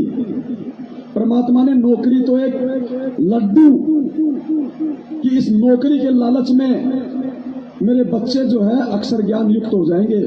अगर नौकरी ना हो तो कोई माँ बाप अपने बच्चों को नहीं पढ़ाएगा। सब स्वार्थ के लिए पढ़ाते हैं, लालच के लिए, पैसों के लिए। तो परमात्मा ने 1951 में आने के बाद ही तो शिक्षा आई हिंदुस्तान में। पहले तो अंग्रेजों का राज था, कौन पढ़ता था पहले। उसके बाद परमात्मा ने शिक्षा दी, घर घर में पढ़ाई होने लगी, और परमात्मा ने नौकरी का एक छोटा सा एक लालच दे दिया। उस नौकरी के लालच में माता पिताओं ने अपने बच्चों को खूब पढ़ाया लिखाया, और आज वो पढ़ाई लिखाई परमेश्वर के काम आ गई कि जब मैं पिछली पीढ़ी में जाके अपने बच्चों को टीवी पे, प्रोजेक्टर पे गीता का श्लोक पढ़ाऊंगा, वेद पढ़ाऊंगा, तो मेरे बच्चे मेरे साथ साथ उसको पढ़ के समझ जाएंगे कि मैं कौन हूं, परमात्मा कौन है। आगे नौकरियां नहीं है, आगे ना कोई इतना पढ़ेगा, सिर्फ अक्षर ज्ञान ही दिलाएगा जो भगत होगा वो अपने बच्चों को। और संत रामपाल जी का भगत होके यदि कोई अपने बच्चों को टाटा बिरला की स्कूल में पढ़ा रहा है कि डॉक्टर बनाऊंगा, इंजीनियर बनाऊंगा, वो सबसे बड़ा मूर्ख है, इस दुनिया का सबसे बड़ा मूर्ख। ये रोटी परमात्मा की भक्ति देगी, और जो भक्ति में नहीं है भगवान तो उनको भी दे रहा है जो जगत वाले हैं। और जगत वाले तो छोड़ो, हम जितना एक महीने में नहीं खाते, एक हाथी एक टाइम खाता है। वो कौन सा पढ़ लिख के बीए की डिग्री ले रखी है, वो कौन सा ऑफिस में काम करता है, वो कौन सा गाड़ी चलाता है। जिस भगवान ने माँ के गर्भ में 9 महीने तक हमारा पेट भरा, क्या बाहर निकलने के बाद उसको टेंशन नहीं है? परमेश्वर कहते पो पार्टी पकड़ा भैया और जागी जिया जून, सब कहूं को देत है वो चोट समाना चोन। और हमें तो दृढ़ विश्वास हो जाना चाहिए, हम तो भगवान के चरणों में आ गए भाई, डायरेक्ट कनेक्शन हो गया। और जिस भगवान ने हमारे को करने के लिए भजन दे दिया, क्या खाने के लिए भोजन नहीं देगा? सब कुछ देगा, लेकिन विश्वास हमें नहीं होता। तो दास ने अपना जो बड़ा लड़का है उसको 10th करवा के 10वीं पास करवा के उसकी इच्छा थी आगे पढ़ने की, दास ने उसको मना कर दिया। नहीं भाई, अपने को भगवान चाहिए, भगवान मिल गया। शिक्षा केवल इसलिए दी थी कि मेरे बच्चे मुझे पहचान लें। बेटा, भगवान को हमने पहचान लिया है, अब हमने नौकरी के लिए पढ़ाई नहीं करनी। उस बच्चे की दास ने पढ़ाई छुड़वा दी और उसको एक मार्बल कंपनी के अंदर उसको काम पे लगा दिया। हर महीने उसको 15,000 रुपये मिलते हैं, बस बहुत है, पर्याप्त है। घर का खर्चा वो बच्चा चला रहा है, और जो किस्त है मेरी जो 10,000 की, जो 4 लाख रुपए तक है, वो मालिक ने अपने सत्संग वाले बच्चों को निमित्त बना रखा है। तो ऐसे समय में यदि मैं रातों को जाग जाग के भगवान की सेवा ना करूं तो मेरे से बड़ा नीच कोई दूसरा नहीं होगा। इसलिए दास परमात्मा की सेवा में कोई कोताही नहीं बरतता है, वरना भगवान का दोषी हो जाऊंगा जब वो आगे से आगे मेरे चल रहा है। तो इसलिए परमात्मा ने ये वाणी कही है कि पतिव्रता भूखी रहे तो समृद्ध घर सोच। हर किसी के लिए नहीं, पतिव्रता के लिए जो अपने गुरु के वचन पे चले, जो गुरु को भगवान माने, जो अपने जीवन का मकसद केवल आत्म उद्धार ही माने। कार कोठी बंगले खरीदना जीवन का उद्देश्य जिसका ना हो, उसके लिए परमात्मा की वहां सोच हो जाती है। तो कैसे ओम नाम मिलने के बाद और उसके जाप के बाद किन किन कारणों से किन किन रिश्तेदारों को निमित्त बना के हमारे को मर्यादा विहीन करने का काल के द्वारा प्रयास किया जाएगा। आगे ध्यान से सुनिए परमात्मा का ये सत्संग।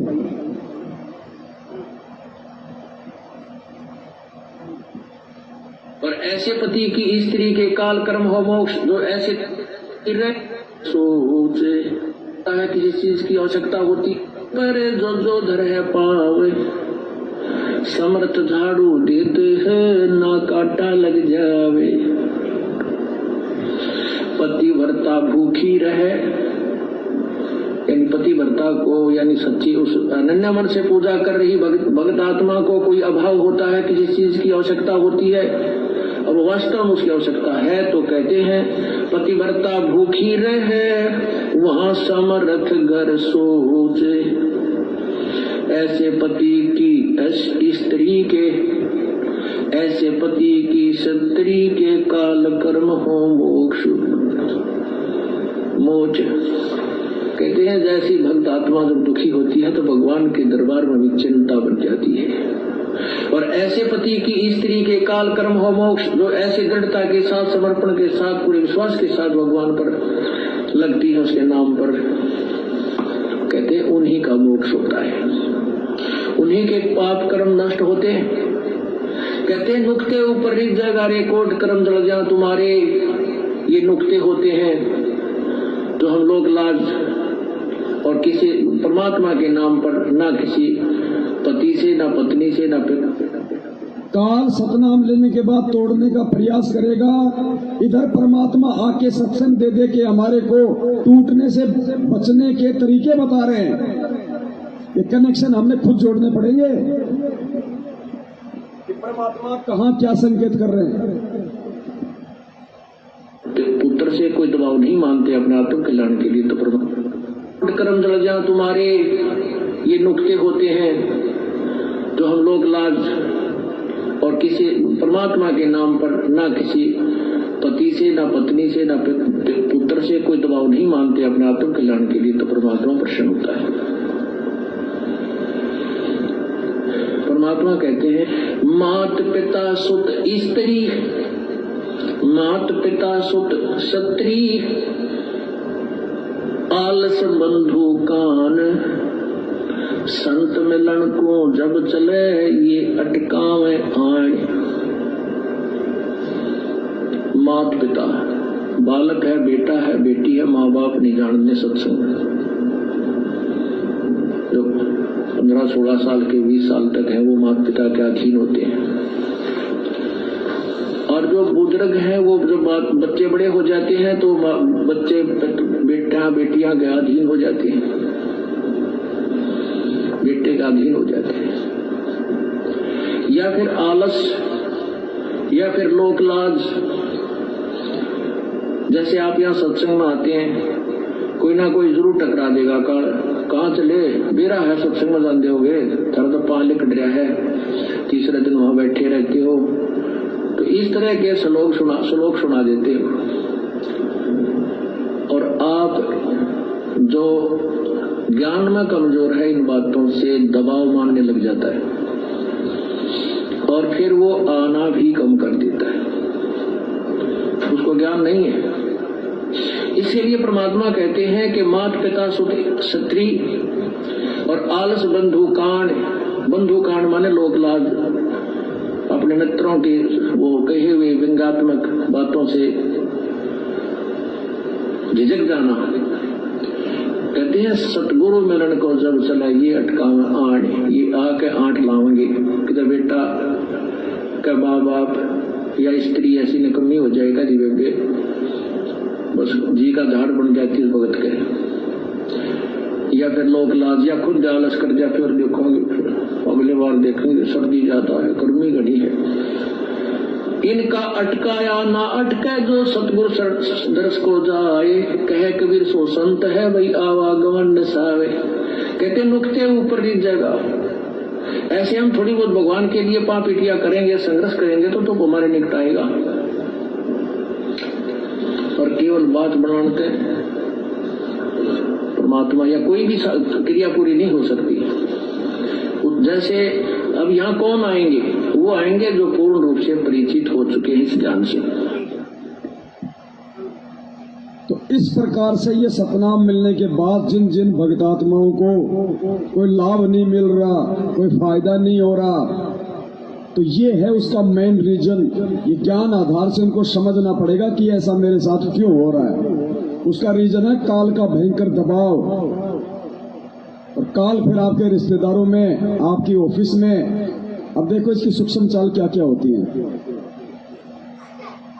अब इसने ये कोरोना का नाटक शुरू करवा दिया।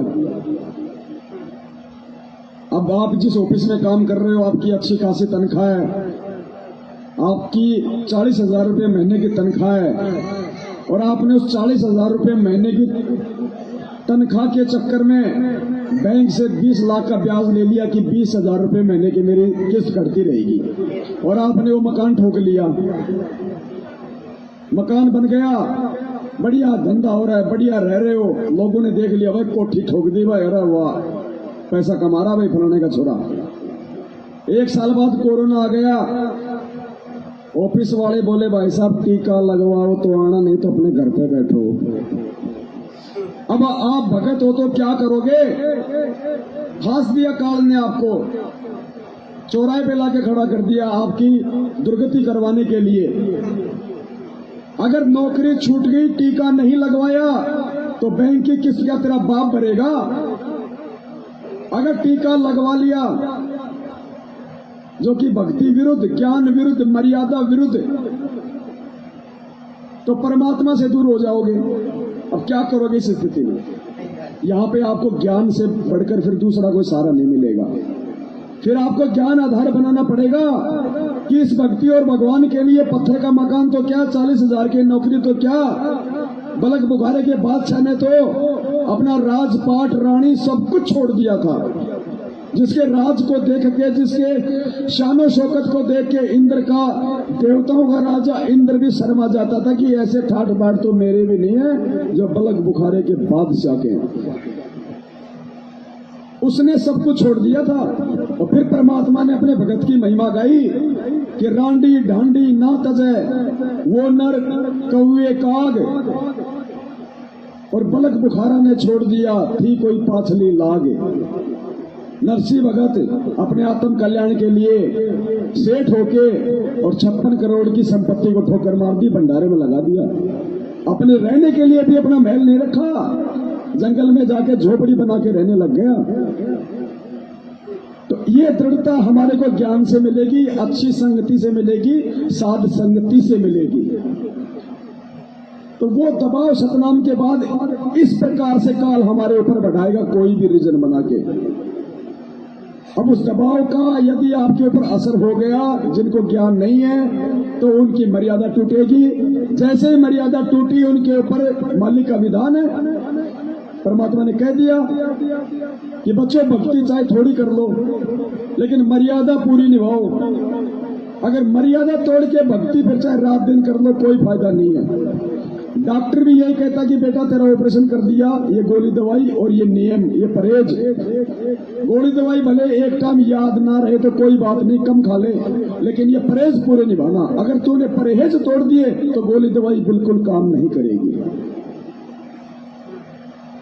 तो पुण्यात्माओं, सतनाम के बाद हमारे को विशेष तौर पे एहतियात बरतने की जरूरत है। इसीलिए आए दिन लोग मर रहे हैं सारनाम तक प्राप्त करके, जो सतलोक आश्रम मैनेजमेंट हरियाणा की कुसंगति से जुड़े हुए हैं, क्योंकि वो समझ नहीं पा रहे, वो दुविधा में है कि ये हो क्या रहा है। गुरु जी की भक्ति भी कर रहे हैं, गुरु जी के आदेश भी मान रहे हैं, जो पीले पर्चे में आ रहे हैं, जो ऑडियो आ रही है। अब उनको ये नहीं पता बिना साथ संगति के कि वो पीले पर्चे आ कहां से रहे, वो भक्ति और ज्ञान विरुद्ध आदेश दे कौन रहा है। अरे इस मार्ग में आने के बाद अगर संत रामपाल जी भी राजनीति करवाएंगे तो भक्ति क्या फिर आसाराम करवाएगा। तो पुण्यात्माओं, इस प्रकार से हमने सात संगतियों के माध्यम से परमात्मा के ज्ञान को आधार बना के हमने बचना है इस काल के भयंकर जाल से।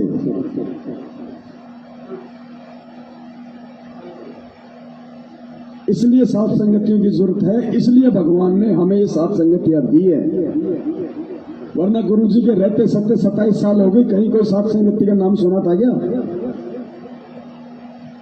और आज इन्हीं सात संगतियों में जो भगवान के सत्संग हम 27 साल से नहीं समझ रहे थे कि परमात्मा ने सत्संग में क्या भेद छुपा रखा है, क्या गूढ़ रहस्य है, आज वो सारे भेद परमात्मा सात संगतियों से सार्वजनिक खुलासा करवा रहे हैं।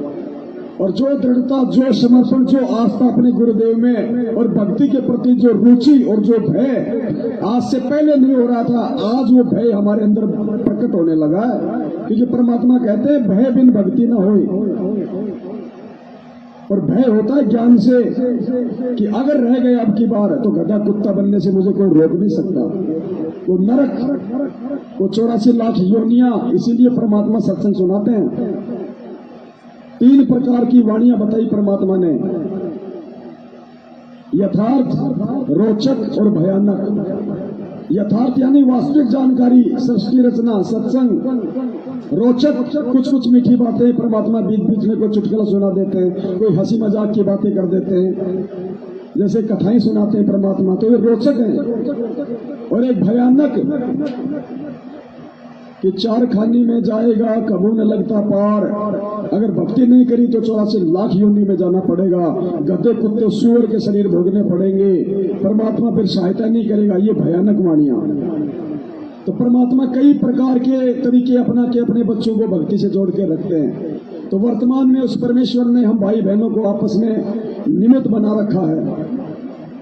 तो भाई दास को तो भगवान ने जो सेवा दी है, दास की योग्यता के अनुसार, योग्यता भी नहीं कह सकता, ये भी परमात्मा से दास माफी चाहता है कि परमेश्वर दास की तो कोई योग्यता है नहीं, हो तो आप ही योग्य बनाते हो। तो दास उस चीज को परमात्मा के ही आशीर्वाद से पूरी तरह से निभाने का पूरा प्रयास कर रहा है। हालांकि अभी भी बहुत कमियां हैं। मालिक से प्रार्थना करूंगा परमात्मा और सेवाएं दे, और सेवाओं को करने की शक्ति दे परमेश्वर। आप भाई बहनों का क्या फर्ज है, क्या कर्तव्य है, ये संदेश जो आप यहाँ से सुन के जाते हो, या आप यदि सोशल मीडिया पे जुड़े हो तो आपने किस प्रकार से अन्य भाई बहनों को जगाने के लिए आपने ज्यादा से ज्यादा इन वीडियो को आगे भेजना, शेयर करना, भगत भाई बहनों को बताना, ये आप भाई बहनों की जिम्मेदारी, आप लोगों की सेवा है। जब भी साथ संगति में आओ, प्रयास करो कि एक भगत को तो मेरे को लेके ही आऊंगा। देखो हर बार आप आ रहे हो तो कोई फायदा नहीं है। अरे आप तो समझ चुके हो, मेरठ में इसी बात को लेके हमारा मनमुटाव हुआ था। हर बार वही भगत आ रहे हैं। तो दास ने खड़ा होकर कहा कि यहाँ पे कोई शादी का प्रोग्राम होता है क्या हर महीने? ये पांचों यज्ञ तो तुम अपने घर पे भी कर सकते हो। जब तक तुम यहाँ से सीख के जो जाते हो बाहर नहीं बताओगे, हर बार किसी एक आत्मा को तुम नहीं लाओगे, तुम्हारा क्या फायदा यहाँ पे आके सूखे ये भोजन करने से। ये खाना तो तुम अपने घर पे भी खा सकते हो, ये भक्ति तो तुम अपने घर पे भी कर सकते हो। और दास ने कहा था 8 मार्च 2020 को सबके सामने खड़े होके वहां पे, क्योंकि हमें कोई स्वार्थ नहीं है, हम कोई पैसों के लिए नहीं कर रहे। दास ने कहा कि आज के बाद कोई नहीं आएगा यहाँ पे। अगर तुम किसी नए भक्त आत्मा को नहीं लेके आते हो तो, और कोई नहीं आता है तो कोई बात नहीं, यहाँ से जो सुन के जाते हो, यदि तुम दूसरों को नहीं बताते हो तो धिक्कार है फिर तुम्हारा यहाँ आना। फालतू में कोई मनोरंजन के लिए आ रहे हो। इस बात को लेके मेरठ वाले नाराज हो गए, हाथ से माइक छीन के बोले नहीं नहीं सब आएंगे यहाँ पे, ऐसी बात नहीं है, क्योंकि स्वार्थ उनका था, मेरा नहीं था। पैसे का हिसाब किताब वो लोग जो वो देखा करते थे, मैं नहीं देखा करता था। मन में दोष उनके था, मेरे नहीं था। तो दास ने खड़ा होकर बोल दिया आज के बाद कोई नहीं आएगा। इसी बात को लेके मेरठ वाले मेरे से नाराज हो गए और वो 4 लाख रुपए देने से उन्होंने मुझे मना कर दिया। ये था मेन रीजन। फिर दास भी वहां से आ गया सब कुछ छोड़ छाड़ के। मेरी जो दही बड़े की दुकान थी कम से कम 1 लाख से ऊपर का सामान था, मुझे दुकान तक नहीं खोलने दी। बोले मर्डर कर देंगे अगर दुकान के हाथ लगा दिया तो, निकल जाए यहां से। आज भी वो दुकान ऐसे की ऐसे, पता नहीं उन्होंने निकाल लिया नहीं निकाला पता ही नहीं। हम साधु हैं, हमें सहन करना पड़ेगा। जो यथार्थ है वो हमने लोगों को बताना भी पड़ेगा। तो पुण्यात्माओं, इस प्रकार से हमने बहुत ही, क्योंकि हम ऐसे समय में, हम ऐसे दौर से गुजर रहे हैं जो कितना खतरनाक है, कितना, वही बात है। परमात्मा ने एक बार एक कहानी सुनाई थी हमें कि एक राजा था, और राजा का बच्चा अपने दोस्तों के साथ कहीं बाहर खेलने के लिए निकल गया, और खेलते खेलते बच्चा अंदर जंगल में चला गया गहरा। और जंगल में जो भील, जो आदिवासी लोग थे, दास को जाति सूचक शब्द प्रयोग नहीं कर रहा है, आदिवासी का मतलब होता है जो लोग सांसारिक लोगों से दूर रहते हैं और जो लोग मांस वगैरह खाते हैं जानवरों को काट के, जिनमें कोई समझ नहीं होती है, वो जंगली लोग जो अपने कबीले बना के रहते थे पहले, आजकल तो इतना नहीं है। तो राजा के लड़के को पकड़ के ले गए और अपने सरदार के पास ले गए। सरदार बड़ा खुश हुआ उस गोरे चिट्टे बच्चे को देख के, और उसने कहा कि भाई अगले महीने हमारी माता जी का, उनकी जो भी देवी थी, उसका त्योहार है, और माता को यदि हम इस बच्चे की बलि चढ़ाएंगे तो माता हम पे और प्रसन्न होगी। बच्चे को एक कोठरी में डाल दिया, एक आदमी की ड्यूटी लगा दी खाना वाना खिलाने की, कि ये बच्चा अगर हाथ से निकल गया तो मैं तेरे से ले लूंगा, ध्यान रखना। राजा ने मालूम किया बच्चा घर पे नहीं आया, काफी परेशान हुआ। पुण्यात्मा, विचार करना ये खाली एक कथा नहीं है, इस कथा का निष्कर्ष निकालना गुरुजी ने क्यों सुनाई, क्या समझाने के लिए। राजा यानी सतलोक में बैठा हुआ परमात्मा, सतनाम पाल जी भगवान और कबीर परमात्मा। वो बच्चा जो नादानी में अपने यार दोस्तों के साथ बाहर खेलते खेलते दूर चला गया, यानी उस काल के चक्कर में आके और दुर्गा के चक्कर में आके हम उस राजा के बच्चे जो आज यहाँ बैठे हुए हैं, हम हाथ खड़ा करके इस काल के साथ इस जंगल में आ गए। अब बाप को बड़ी टेंशन हुई। राजा ने काफी सोच विचार किया कि बच्चे को कैसे निकाला जाए, वरना वैसे तो बच्चा आने वाला नहीं है, वो लोग छोड़ने वाले नहीं है। तो राजा ने काफी सलाह मशवरा करके और किसी एक ऐसे व्यक्ति को बुलाया जो 1 महीने में राजा को परफेक्ट कर दे कि जो लोग जंगल में रहते हैं आदिवासी, उनकी भाषा, उनका रहन सहन, उनके जैसे बोलना चलना उठना, उस राजा को कोई बिल्कुल परफेक्ट कर दे। तो एक व्यक्ति ने कहा कि साहब 1 महीने में आपको परफेक्ट कर दूंगा। तो राजा ने कहा ठीक है। राजा को 1 महीने में उन भीलों की भाषा सिखा दी, उनका रहन सहन हुलिया सब कुछ वैसा बना दिया राजा का, भील के जैसा। और राजा अपने महल से निकल गया अपने बच्चे को सकुशल वापस लाने के लिए। अपना हुलिया चेंज किया, किसी को भेजा नहीं। जैसे गुरुजी कहते हैं कि परमात्मा नहीं आए तो दास को भेज दिया। और दूसरी तरफ वाणी में क्या कह रहे हैं, गरीब निर्गुण सरगुण एक है।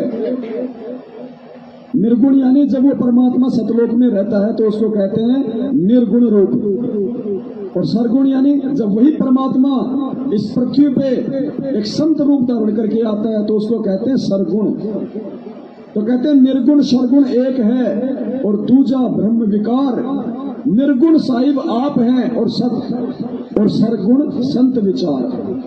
परमेश्वर आप ही निर्गुण रूप में सतलोक में हो और अपना ही दूसरा रूप बना के हल्का करके तेज पुंज के शरीर को आप ही सरगुण रूप में यानी संत रूप में आज धरती पे प्रकट हो।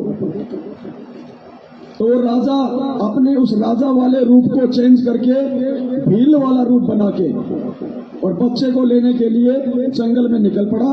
पीछे से अपने मंत्री को उसने सारे दिशा निर्देश दे दिए। जंगल में चला गया, उनसे वो भील टकराए, अपने जैसा देखा, वेशभूषा देखी, बातचीत की, तो ये सोच के कि ये तो हमारे ही मतलब जान पहचान के हैं। और राजा उनके साथ उसी कबीले में चला गया। राजा था, उसको बुद्धि भी थी, उसने अपने कुछ विशेष अदाओं से और उस भीलू के राजा का उसने दिल जीत लिया। भीलू के राजा ने उस राजा को अपनी विशेष सेवा में लगा लिया कि तू मेरे पास रहेगा। राजा उसको बढ़िया कहानियां किस्से सुनाता था, उसकी बढ़ाई करता था। तो राजा ने फिर एंड में क्या किया, उसकी ड्यूटी भीलू के राजा ने जिस कोठड़ी में वो बच्चा था उस कोठड़ी की चाबी और उसकी रोटी पानी की व्यवस्था करने की जिम्मेदारी जो भील रूप बना के गया हुआ था उस लड़के का बाप, उसी को दे दी। अब वो ऐसे थोड़ी है कि भाई उसको चाबी दे दी तो निकाल के ऐसे ले जाएगा। अब 4-5 दिन बाद में माता जी का प्रोग्राम था, बच्चे की उस दिन उन्होंने बलि चढ़ानी थी। राजा पूरी तैयारी के साथ गया था। जिस दिन उनका प्रोग्राम होना होता था उस समय वो लोग धूमधाम से शराब वगैरह पीना और बहुत अच्छा अच्छा खाना खाना वो करते थे। तो भीलू के राजा ने पार्टी रखी, धूम धड़ाके गाने बाजे, छुरा वगैरह पी गई, शराब वगैरह पी गई। अब राजा ने क्या किया, उस शराब में नशे की जो दवाई लेके गया था वो डाल दी और सबने खाया पिया। 2-4-5 घंटे के बाद में राजा ने देखा कि सब लोटपोट।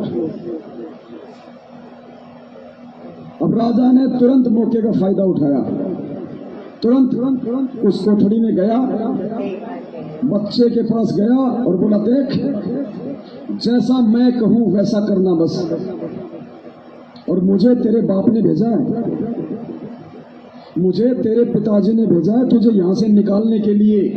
जैसा मैं कहूं वैसा करते रहना।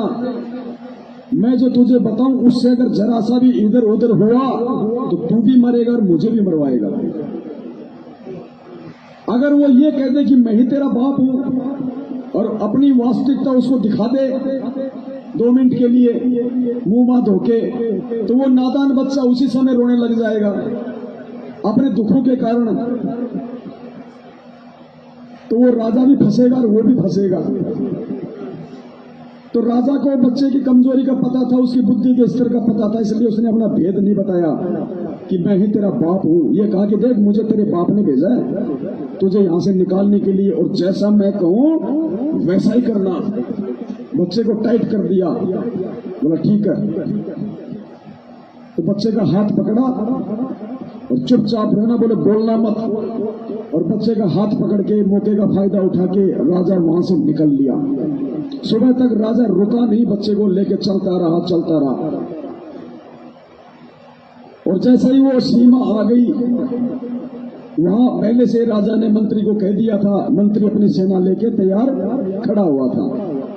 और बच्चे को लेके उस भील वाली वेशभूषा में, यानी काल लोक में वो परमात्मा कबीर साहब संत रामपाल जी वाला रूप बना के हमारे को ये दिशा निर्देश दे रहे हैं, समझा रहे हैं कि बेटा जैसा ये नाम लेने के बाद मैं कहूं ये मर्यादा ऐसा ही करना, अगर तूने ये मर्यादा तोड़ दी तो तू भी मरेगा और मुझे भी।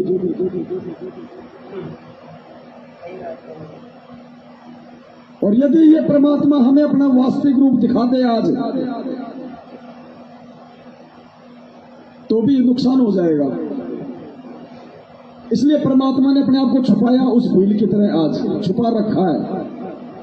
तो राजा बच्चे को लेके उसी भील वाली वेशभूषा में महल में चला जाता है। महल में रानी भी अपने बच्चे का इंतजार कर रही थी। बच्चे को देख के रानी रोने लग गई, बच्चे से लिपट गई। अब वो भील के रूप में जो राजा था, अब देखना पुण्यात्माओं कैसे मालूम पड़ेगा कि ये कौन है आज हमारे गुरुजी के रूप में। उसी बच्चे के सामने बच्चा भी देख रहा और भील वाली वेशभूषा को राजा उतारने लग गया और अपना मुंह वगैरह धोया। तब उस बच्चे ने देखा, रे ये तो मेरा ही बाप है और मुझे निकालने के लिए इतनी बड़ी बाधा इसने मोल ले ली। 21 महीने की जेल 2006 में, रोहतक जेल में छाती के बाल तक उखड़वाए इस परमात्मा ने मुझे इस काल के जाल से बाहर निकालने के लिए। आज 2014 से 7 साल की जेल, 30 दिन का पुलिस का रिमांड, दुनिया की गालियां, निंदा का पात्र बना, लोगों की यातना सही, किसके लिए? मुझ नीच के लिए, जो मूर्खता में इस काल के लोक में आके मैं यहां पे फंस गया। बच्चे ने देखा मेरा ही बाप है ये तो, अपने आप को छुपा के और मुझे वहां से निकाल के लाया। जब वास्तविकता बच्चे के सामने आई तो अपने बाप से लिपट के रोने लग गया वहीं पे। तो अपने आत्मा, ये परमात्मा धरती पे खुद कबीर साहब हैं जो अपने आप को छुपाते हुए, वरना कौन निकाल लेगा? ऐसा कौन है? अरे वो राजा का बच्चा था, इसलिए राजा को था दर्द, इसलिए अपने बच्चे को निकालने के लिए खुद गया। दूसरा नहीं निकाल के ला सकता, वो लाख गलतियां कर देगा। तो सतलोक से आने के बाद दर्द इस परमात्मा को है कि मेरी आत्मा है जो फंस गई, इसलिए स्वयं आता अपनी आत्माओं को निकालने के लिए ये भिन्न भिन्न रूप बना के, भिन्न भिन्न ये रोल करके। और पुण्यात्मा, इतना सब कुछ होने के बाद भी बात बात में हम मर्यादा तोड़ देते हैं, परमात्मा के नियमों को तोड़ देते हैं। कैसे बात बनेगी भाई? सोचो वो बच्चा अगर जरा सी भी गलती कर देता उस समय वहां, तो क्या वो बच्चा भील की जेल से बाहर निकल सकता था क्या? लेकिन जो समझदारी उस बच्चे ने दिखाई पुण्यात्माओं, आज हमने दिखानी पड़ेगी, तब जाके परमात्मा सकुशल हमें सतलोक ले जाएगा। तो इस प्रकार से हमने बहुत सावधानी बरतने की आवश्यकता है कि सतनाम मिलने के बाद में विशेषकर, और माता बहनों, परमात्मा ने स्पष्ट बोल रखा है सोने में काल है, काल। और परमात्मा ने कहा कि इसको तो शरीर पे तो छोड़ो, घर में भी नहीं रखना, सोने को तो घर में भी नहीं रखना चाहिए, इसमें तो काल का वास है। और उस सोने को यदि हम अपने शरीर पे धारण करते हैं तो अभी हम किस स्तर पे हैं? हमने तो काल को अपने सिर पे बैठा रखा है और सतलोक जाने की उम्मीद कर रहे हैं, कभी नहीं जा सकते।